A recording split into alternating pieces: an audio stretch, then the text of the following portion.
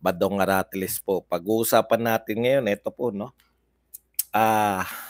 Pinaiimbitahan po si BP Sara sa Senado dahil daw, yun nga, no? Siya raw po ay pinagbibintangan di umano na yun ng witness laban kay Apollo Kibuloy, no? Yun dun po sa mga baril-baril. Pag-uusapan din po natin mga ilang update po dito sa magaganap na rally sa bukas na kasi ano na ngayon Sabado na ngayon, no? Sa February 24 dito po sa Cebu sa may South, hindi ko makabisado. Sa may South ano SRP Kasadya, yan, Kasadya SRP sa Cebu City.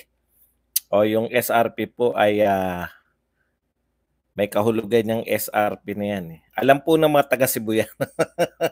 Sa madaling salita. Okay, prayer rally. Ayan. Yan po mga pag-uusapan natin at iba pa pong balita. Pero bago yan, kung bago pa lang dito sa ating channel, mag-subscribe ka na dahil ito lang ang tayong channel na may kinikilingan, may pinapanigan, una sa balita, uli sa impormasyon, kaya ano pang hinihintay nyo? Pindot na, okay. South Road Property, SRP, yan. Nananawagan po ako sa may mga sasakyan, no? Sana naman na yung gusto pong sumama sa akin bukas, puntahan po natin yung SRP para doon tayo magla-live, no? Parang wala kasing sasakyan papasok doon eh. Wala akong problema ng papasok, yung palabas ang may problema ko. Teka ba, parang nasira na tong aircon ko, bakit parang uminit? Pasensya na po kayo sa dami po ng pinuntahan ko ngayon. No? Sa dami po ng pinuntahan ko ngayon, napagod po tayo. Mikot po ako dun sa may Port San Pedro, sa may Magellan's Cross, at saka kumain ng lechon. Kumain ng lechon. Sabi ko, idlip lang ako saglit. Nagising ako mag-alas 12 na eh. Kaya, pasensya na po kayo. Hindi talaga kinaya ng powers natin. Pero masaya po. Kasi ang sarap po ng tulog ko. Yung idlip ko na yun talagang yung kahit ilang oras lang, no? Yung tulog talaga na, yung alam yung masarap na tulog. Unti-unti ko na pong, noong unang lapag ko rito, anong meron dito sa Cebu? Ngayong nakakain na po ako ng mapagkain sa Cebu. Na-appreciate ko na po unti-unti ang Cebu. Partida pa, hindi pa ako nakakarating sa mga beach. Talagang iba po yung mga yung mga kakaiba kasing mga putahe. Iba po ang lasa ng lechon. Sanay din po kaming kumain ng lechon sa Bulacan eh. Marami po naglilechon sa Bulacan pero ibang-iba po rito sa Cebu. Wala pong Mang Tomas. Walang Mang Tomas. Masarap po pero ang revelation po sa akin, sanay po kami sa kakanin sa Bulacan. Ang revelation po sa akin yung inuwi ko po na doon sa lechonan. Bibingka at saka puto bumbong. Grabe. Grabe po yung bibingka at puto bumbong. Ang sarap po. Okay, pag-usapan po natin, no? Ilang updates po muna tayo. Ang mayor po ng Cebu City ay dadalo po, no? Inaasahan din po kasi nilinaw daw po kay Mayor Rama. Ano ba pangalan ni Mayor? Michael Rama, City Mayor. Cebu City Mayor Michael Rama. Pangalawang araw ko na po ito. Si Cebu City Mayor Michael Rama po ay nagsabi na po na dadalo siya sa prayer rally kasi naman hindi naman daw po ito ang prayer rally po, ang tema ay hindi naman po anti-PBBM, no? Ito po, ang tema po nito ay asa na ba? Ayan.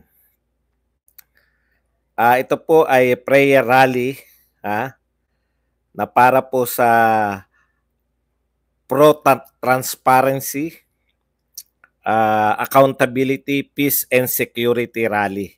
Yan po ang sinabi ng lead convener na si Ann Caballes.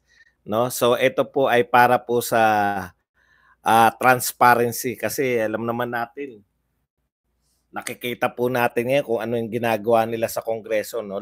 Louis Bon, thank you very much sa 78 Hong Kong dollars. Okay, maraming salamat Louis Bon. Tapos po dadalo rin po si Pangulong Duterte at ang kanyang dalawang anak na si Baste at saka si Pulong. Yan po ang mga latest at ang magaganap po diyan, hindi po dedirekta yung mga tao sa ano no. Siyempre hindi ko alam kung saan kami makakasama dito kaya kinakailangan ko nga po sana may mga pro Duterte na may sasakyan na taga Cebu para makasama. Ito po ang magaganap. Ayon po kala Miss Vivian Velez. Okay, sa mga taga-South po ay mag-assemble sila sa Carcar City. Tapos, yun naman pong mga taga-North ay will gather in Carmen Town. Tapos magkakaroon po sila ng caravan na magsisimula sa Bay Hotel sa North Reclamation area in Mandaue City at 1 p.m. to the prayer rally venue at the SRP. Okay. So sa mga taga-South naman po, mag-assemble naman po sila sa Carcar City. So kayo po ay pwedeng makasama sa kanila. 1 p.m. po yung assembly time. Diyan sa mga naturan lugar sa Mandaue, Bay Hotel, at saka sa Carcar City. At pagkatapos po ay magrarally po, magdadatingan po papunta sa venue ng 7 p.m. Doon po mag-start yung prayer rally sa Cebu. So in-expect po rito 30 to 50,000 kasi yun po hinanda nilang pagkain yung mga convener para naman daw hindi magutom. Okay, yan po yung no, yan ang sinasabi natin na magaganap. Update po dito sa magaganap na prayer rally sa Cebu City, particular po sa SRP. Alam na po ng mga taga Cebu yan. Ako hindi pa po, kaya bala ko pong pumunta bukas, no? Para po makarating po tayo riyan. Okay? Yan lang po yung ating update sa punta na po tayo rito sa ating mga balita. Alam niyo nakakatawa po kahapon ay kaninang tanghali ay tinalakay po natin yung nagtanggol po no sa hindi po pagdalo o hindi po pakikiramay. Ha? Ikaw na naman. Araw-araw ka lang nang aasar. Araw-araw din. Imbis Okay. Si Coach Bukbuk po ay nagpaliwanag. Kala ko yun na po yung pinaka-worst na paliwanag, no? Ano yung mga paliwanag ni Coach Bukbuk? Una raw, pro-China raw. Kaya daw hindi nakadalo si PBBM sa Lamay dahil pro-China raw si Sara. At dahil palpak naman daw at corrupt si Tatay Digong. Grabe pong paliwanag ng pagtatanggol yan, no? Kabsat MC, long time no show. Okay. Pero akala ko yun na po yung worst na pagtatanggol. Hindi pa pala. Meron pa sinabi si Coach Bukbuk. No, sabi niya, huli na nga daw si Sara Duterte dahil nauna pa si PBBM. Akalain nyo, wala pa po namamatay. Nakiramay na si PBBM. Grabe talaga. Grabe talaga mag-twist ng balita tong si Coach Bukbuk. Wala tayong magagawa dyan. Okay. Ito po, akala natin yan na po ang pinaka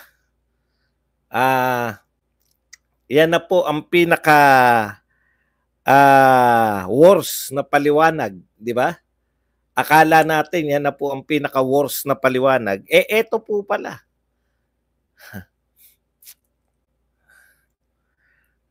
Sabi po rito, may picture po rito sa kaliwang bahagi, yung picture po ni BBM at saka ng kanyang misis.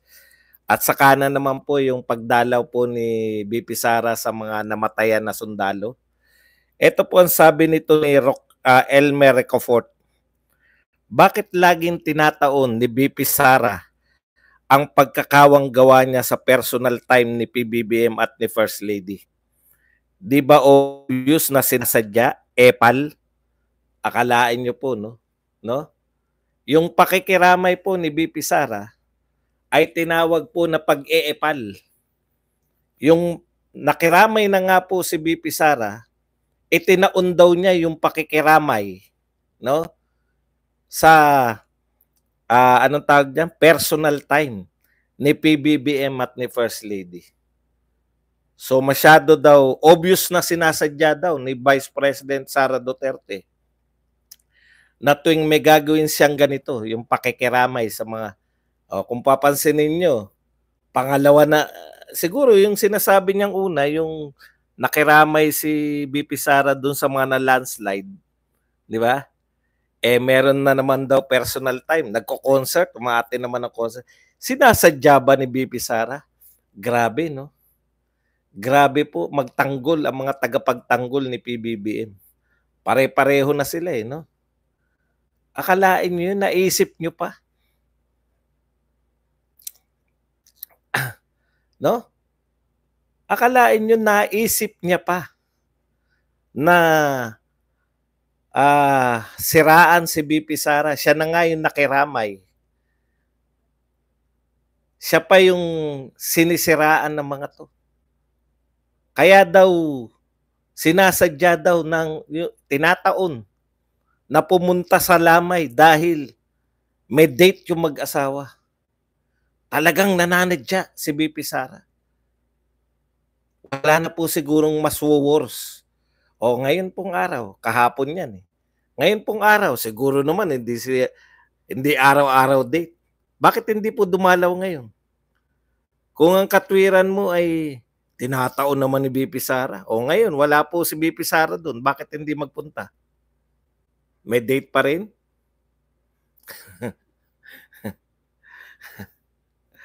Hindi po natin dapat i-ignore. Dapat po natin i-expose. Dahil yung mga tao na yan, maraming napapaniwala. Akala nila totoo yung sinasabi. Akalain mo yun, nakiramay na si BP Sara, minasama pa. Masyado daw epal. FYI lang po, for your information. Ginawa na po yan ng tatay. Ginagawa po yan ng tatay ni BP Sara. Ngayon po, ginagawa, hindi po sanay ang mga Duterte na ipagwalang bahala yung paninira. No? Si BP Sara, siniraan nyo, may sagot agad. Si Tatay Digong may talk to the people nung siya ay presidente. Dahil dapat po malinaw sa mga tao na yung kanilang pinuno ay naglilingkod ng tapat. Hindi po uso sa mga Duterte yung hayaan na lang yan. Lilipas din yan. Ay hindi po totoo yun. Kaya po kami humanga sa mga Duterte. Kaya kami humahanga sa mga Duterte dahil dyan sa bagay na yan. Na kaya nilang ipagtanggol lahat ng kanilang ginagawa. Okay. Kita nyo si Buto. Putok na putok dito. 2 taxi driver na yung nakakausap ko. Sa tuwa ko nga sa isa Masarap din po pala, Inaya ko lang kasi wala akong kasama Ang lungkot pong kumain mag-isa. Lalo na sa ganung mga restaurant, yung dinadayo. Yung mga hindi po nakapanood, naku, ang dami ko pong mga foreigner na ron. Pag nalalaman nilang nasa YouTube, natutuwa rin yung mga turista Nakikihay-hay din. Malungkot po kasi pagka mag-isa ka lang talaga. Kaya sa mga ganitong lugar, dyan po ako nakakasurvive sa mga taxi driver. Yan na nagbibigay sa akin ng mga...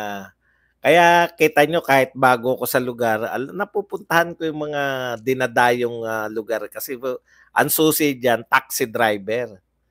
Umupo ka sa harap, meron ka ng video, papunta, paikot sa buong Cebu. Nabibigyan ka pa ng tip. Chavez lechon, siguro hindi po fair. Hindi po fair kasi isang lechonan pa lang po nakainan ko rito. Tsaka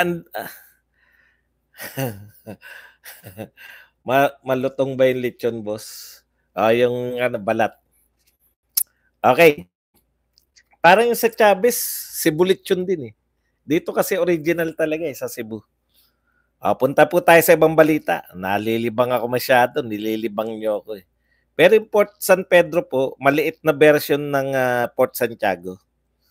Ayan, para lang po sa kalaman. Punta na po tayo rito kaya nagulat po ako rito kasi tinitignan ko, Senate urges invite BP Sara to shed light on gun allegation, no? Pinaiimbita po, gusto pong imbitahin, no? Ayon po sa magiting na congresswoman na si Franz Castro. Nagtataka ako sa Franz Castro. Na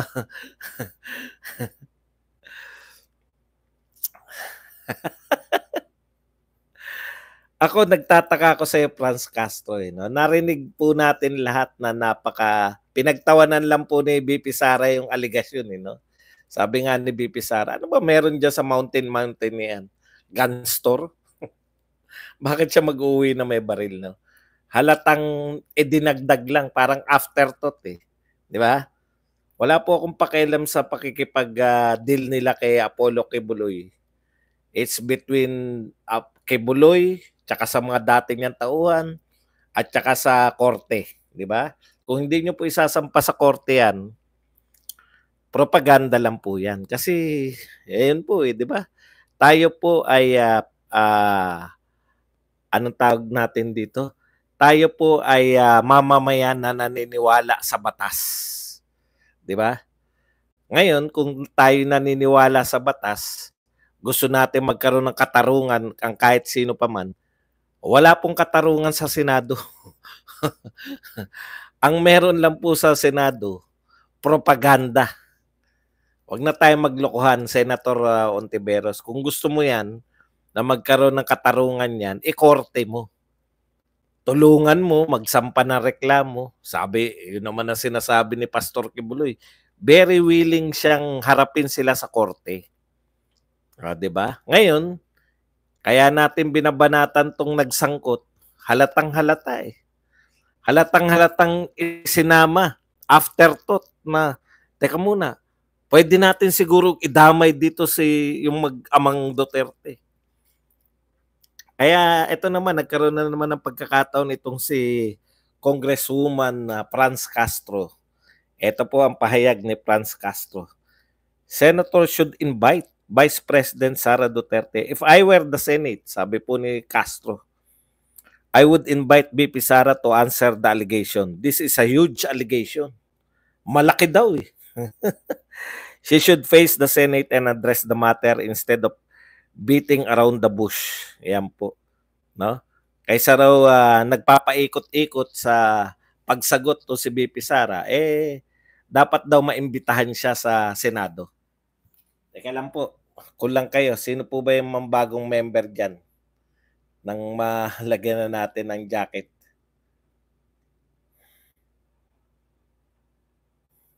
Wala po Okay. Meron ba? Meron bang jajakitan? Okay, punta na po tayo rito sa sinasabi po ni Castro, no?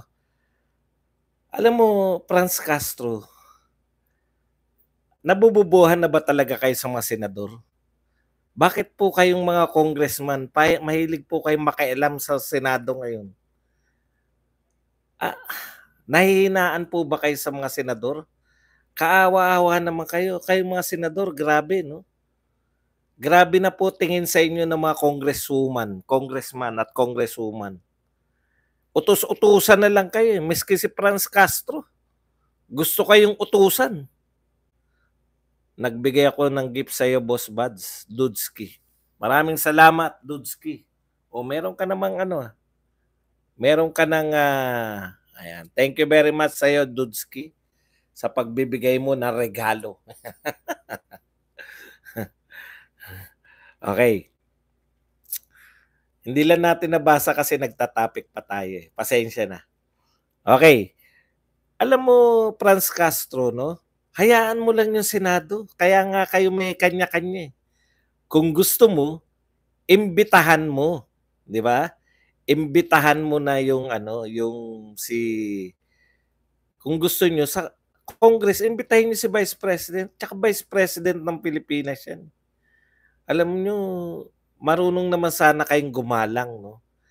Vice President po 'yan, kasalukuyan ng Pilipinas, no? Eh yun, damay na damay lang po eh.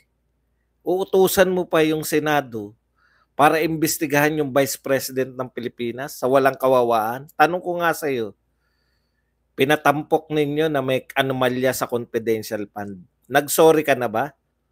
Castro at Makabayan Blacks, nagsorry na ba kayo kay BP Sara Duterte?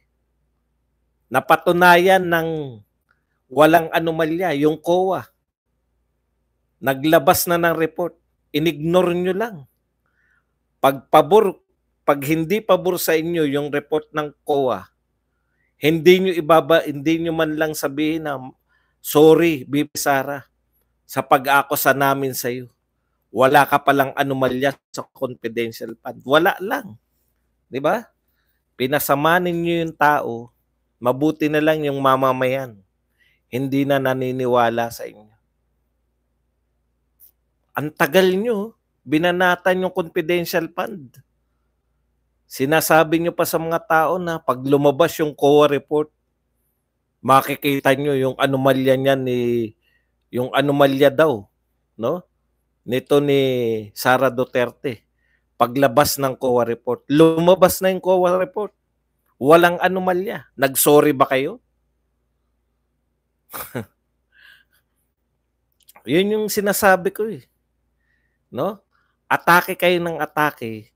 Nung napatunayan yung walang kasalanan si BP Sara, hindi naman kayo nagsosorry. Ang purpose nyo lang umatake kasi.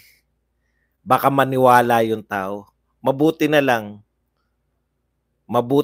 ang mamamayang Pilipino. Hindi nyo na napapaniwala. Katunayan, number 1 si Sara Duterte sa presidential survey, sa lahat ng presidential na survey. Number 1 si Sara Duterte sa lahat ng trust rating survey. Number 1 ang number 1 ang DepEd sa lahat ng agency ng gobyerno. O, dagdag pa ngayon. Bagong labas, mainit-init pa. Number 1 na naman po si Pangulong Duterte sa senatorial survey ng Tangere. Yan yung sinasabi ko sa inyo. Ano yung sinasabi nyo, laos na yung mga Duterte?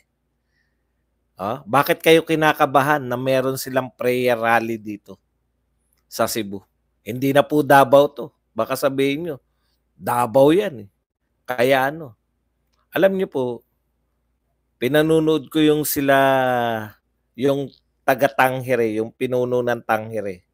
Pinapaliwanag niya eh kung bakit yung break-up talaga ngayon, no? Kitang-kita na po yung break-up ng unit team. At naapektuhan po yung mga baluarte nila. Sabi po, 25% ng boto ng mga Pilipino galing po sa North Luzon at saka sa Central Luzon. 25%. Kaya bumaba po yung rating ni BP Sara. Bakit? Bumaba siya sa North Luzon at Central Luzon. Pero ang malupit po nito, 45% ng boto ng mga Pilipino galing po sa Visayas at Mindanao. At ang laki po ng binaba ni BBM sa Visayas at Mindanao. Iyan ang katotohanan. Kaya po, sabi ko nga, may nagtanong nung isang araw, kakayanin ba ni BP Sara na mag-32 million? Maaring hindi. Pero yung panalo niya, kasi 45% pala yung Visayas at Mindanao eh.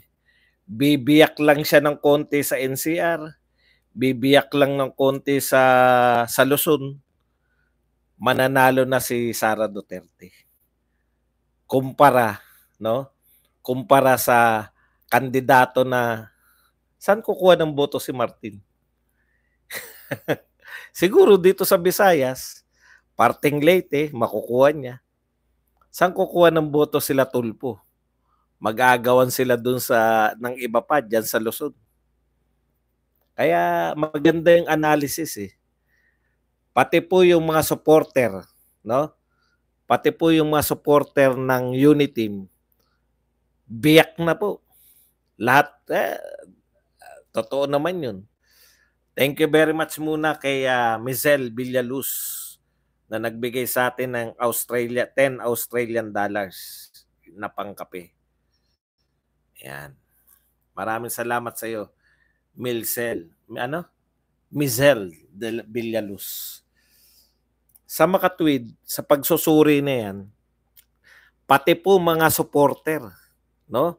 Wala na po yung mataas po si BBM dati, miski sa Visayas at Mindanao, dala po ng mga Duterte.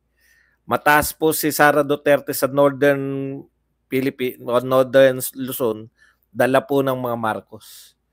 Pero dahil sa breakup po, bumaba. Kaya lang, ang mas malaki ang binaba, yung popularity ni BBM. Kasi ang laki ng boto nung Visayas at Mindanao. Yun yung nakakatakot doon. Kaya yung sinasabi nila na natatakot daw si Sara Duterte na hindi endorse ni PBBM. Kalokohan po yan. Ha? Yung baka nga pag malapit na yung 2028, baka nga ayawan pa yung endorsement ni PBBM. Di ba? Vivian D, thank you very much sa 17. Ayun, yun ang di ko alam, yung DKK. Good evening, Buds and Company. Yan. Okay. Punta po tayo sa iba pang mga balita.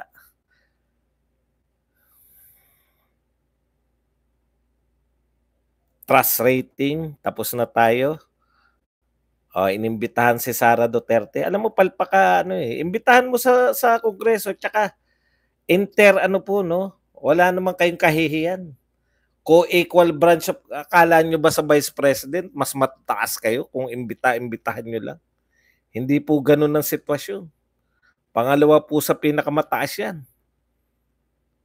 Masyado mong minamaliit si Sara Duterte, Franz Castro eh. Ito po, kalat na kalat po ito ngayon sa Twitter. Hanggang Twitter lang naman. Inilarawan, ito po, Marcos is a blessing, sabi ni De Lima. Galit na galit po kay De Lima yung mga hardcore na marami pa rin po sa mga dilawan yung anti-Marcos no? Galit na po kay De Lima. Kasi, spokesperson ka ng Liberal Party. Kung puri-purihin. Ngayon, alam niyo na po, no? Kung bakit po napalaya si De Lima. Para maging, Danis Kroner. Thank you very much.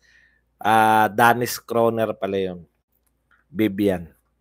Okay. Inilarawan ni dating Senador Laila De Lima nitong Huwebes, Pebrero 22 sa forum ng Foreign Correspondents Association of the Philippines. Ito po yung mga foreign reporters na nasa Pilipinas nakabase. Bilang isang briefing room mula sa nakakabahalang pamamahala ni dating Pangulong Duterte. Grabe to si De Lima, no? Alam mo, De Lima, isa ka sa mga taong tumututol na mapalibing. Nung sinabi ni Pangulong Duterte na ipapalibing niya si yumaong Pangulong Marcos, isa ka sa mahigpit na tumutol. No? Isa ka sa mga tumututol nung panahon na yun. Galit na galit kayo sa tatay ni PBBM. Ang nagagawa nga naman ng mga pabor, no? Napaboran, napalaya. Ngayon, iba na tono. Alam niyo po yun, yung wala pong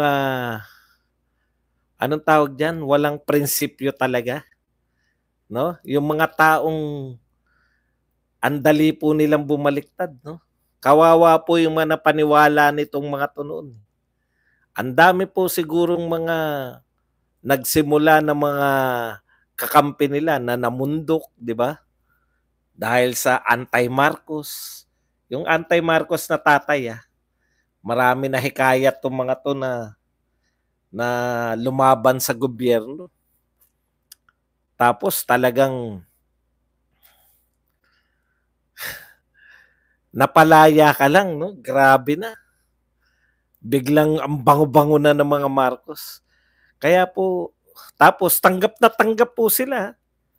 Doon ka magtataka eh. Makikita mo talaga kung anong uri itong mga to eh.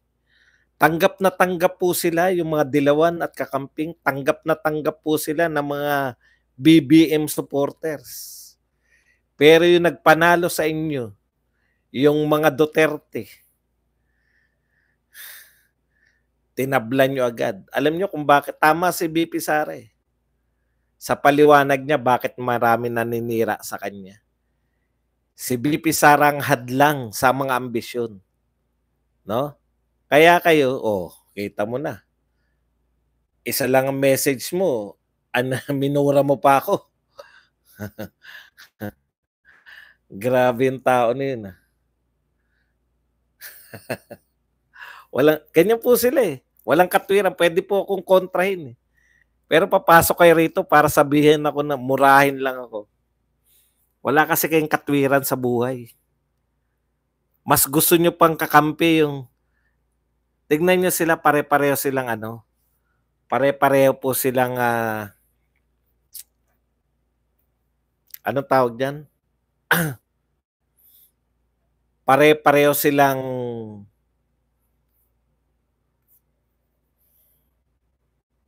Nakalimutan ko na tuloy sa sabi. Mamaya, paalala nyo na lang. Okay. Biruin mo, Marcos is a blessing. Grabe. Walang prinsipyo pareho. Pareho silang walang prinsipyo. May prinsipyo ba yung mga taong ganyan? Yung mga dilawan, grabe kayo. Ang tagal niyong binanatan, dekada niyong binanatan yung mga Marcos. No? Dahil mas galit kayo sa Duterte. Dahil yung Duterte yung yun nga, lesser evil eh. Namili sila daw ng lesser evil. Wala talagang wala talaga silang mga, alam niyo, pare-pareho walang prinsipyo. Kaya mas gusto pa nila, ang tagal nag-aaway ng Marcos, Aquino, Dilawan at mga Marcos, nagwawasakan ng buhay. Mas gusto pa nila maging magkakampi kaysa sa mga may prinsipyong Duterte. Iba kasi yung may Duterte. No? Nare-realize po niyo. Sino ba ang kinalaban ng Duterte?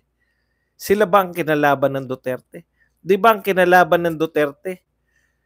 Para lang po ma-refresh tayo. Ang kinalaban po ng Duterte, drug lords, kriminal, at mga oligarko. Ibig sabihin, itong mga to, no, nagpapanggap lang ng matutuwid. Pero mas gusto nila yung mga kinalaban ni Duterte na kriminal, mga drug lords at oligarko kaysa sa mga Duterte, panigan, na lumalaban sa kriminal, drug lords at mga oligarko. Mas gusto nilang kakampi yung kaysa ano bang ginawa ni Duterte sa inyo? Ilang political prisoner ang ilan ang political prisoner sa panahon ni Duterte? Ilan po ang pinakulong niyang kalaban sa politika? Si Leni, buhay na buhay. Si Trillanes, buhay na buhay, hindi nakulong. Si Kiko, buhay na buhay, hindi nakulong. Si Rizon Tiberos, buhay na buhay, hindi nakulong. Si De Lima nakulong. Iba po kaso niyan. Dahil kung meron pong ipapakulong si Duterte dahil sa politika, dapat si Trillanes yun. Kasi grabe si Trillanes eh. Kung magsalita kay Duterte nun, batukan kita dyan. Pero mo, presidente ng Pilipinas, babatukan mo. Pero pinakulong ba ni Duterte si Trillanes? Hindi po. Si De Lima, nasaksihan po natin lahat kung bakit nakulong. Nanood tayo lahat, di ba? Ng Jonel. Nagsasabi yung mga tauhan niya na sila yung tagakuha ng pera, binibigay. Diyos ko. Tapos biglang wala ng kasalanan. Napanood namin. Pero kahit ganun, mas gusto nyo pa rin magkampihan kaysa sa tunay na yun lang naman talagang kalaban ni Pangulong Duterte. Hindi siya natatakot eh. So etong mga politiko pala natin na nagkukunwaring mga makadiyos, nagkukunwaring mga makatao, putya, yan pala yung mga protector ng mga oligarko, mga kriminalidad. Gregory, thank you very much. Panahon ng kaya hindi nyo na maluloko yung mga tao uli. Never again. Sa mga dilawan, never again sa mga dito sa kasalukuyan. Duterte solid na tayo. Panahon ng mga Duterte kasi hindi sila makapag-insert ng funds. Di ba?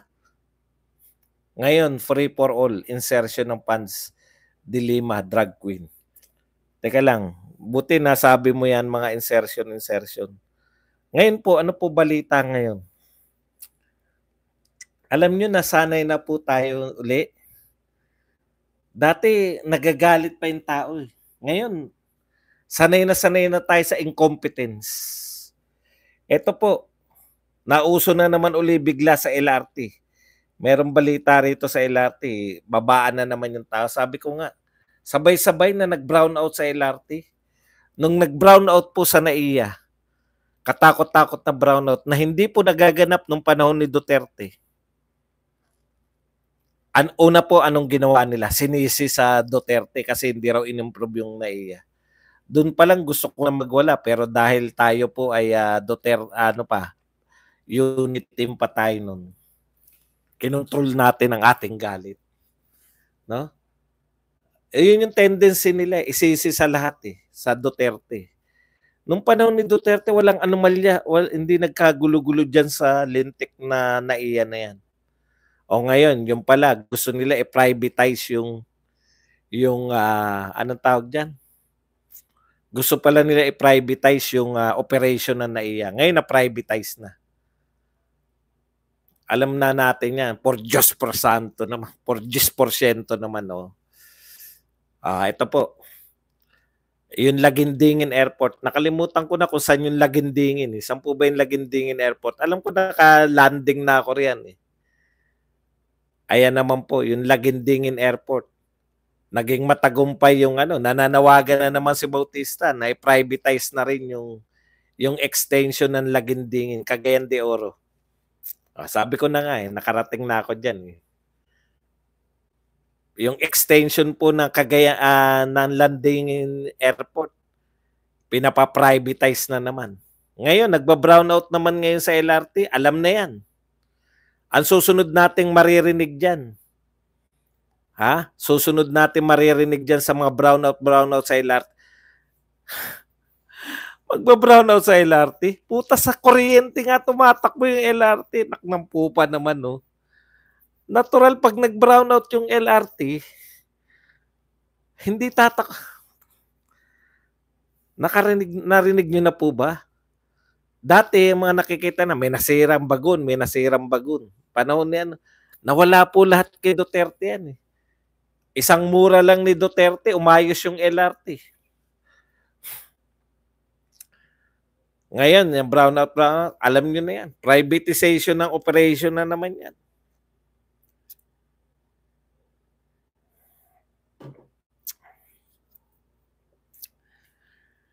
Wala na nagwawala ngayon. Na-normalize na ngayon yung kapalpakan. Alam nyo, pasalamat tayo. Hindi po nasasabayan ng mga sakuna. Ano kaya mangyayari kung may sakuna? Isang sakuna pa lang na nakuha ko ngayon. Isang sakuna pa lang po yung pong landslide sa Napakaswerte ng Pangulo na to, no? Napakaswerte. Si Duterte, lahat ng bulkan pumutok. Kay Duterte, lahat ng malalakas na bagyo dumating. Kaya nga nauso yung nasa ng Pangulo, di ba? Tuwing may bagyo, puta, naroon na si Lenny. Lusungin natin yan. Napakaswerte nitong Pangulo na to. Kaya isa-isa pa lang na trahedya, nag-landslide, isinisi pa sa, may 51 billion kayo, hindi nyo napigilan yung landslide. Putang, kahit na sino siguro hindi kayang pigilan yung landslide. Landslide.